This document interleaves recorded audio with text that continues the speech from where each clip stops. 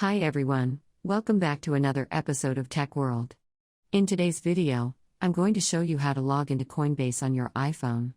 Keep watching the video till the end and don't forget to subscribe to our channel. If you have not yet, also press the notification bell so that you'll never miss another upcoming updates from us.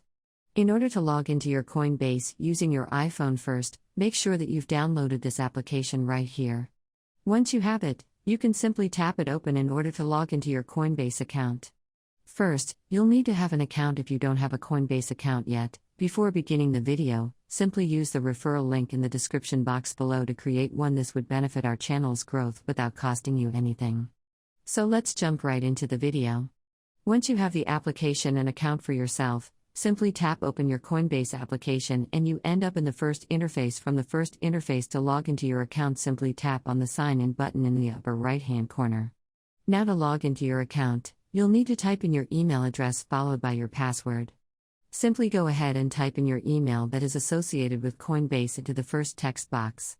Soon after you do that, head over to the next field where it says password and type in your password correct. In case you don't remember your password, tap on Forgot Password link beneath the sign in button on the left hand side and follow the on-screen prompts to reset to a new password. Finally, after you're done typing in your credentials and you are ready to log in, tap the sign in button in blue. Now you will need to enter the 7-digit code that will be texted on your mobile number that is associated with Coinbase. Once you receive the code, type it into the 7-digit code text box and finally tap on the Verify button. Soon after you do that, you will be logged into your Coinbase account using your iPhone. I hope the tutorial was helpful to you. If it was, go ahead and give us a thumbs up. I'll be back soon with more tutorial videos like this. Thanks for watching.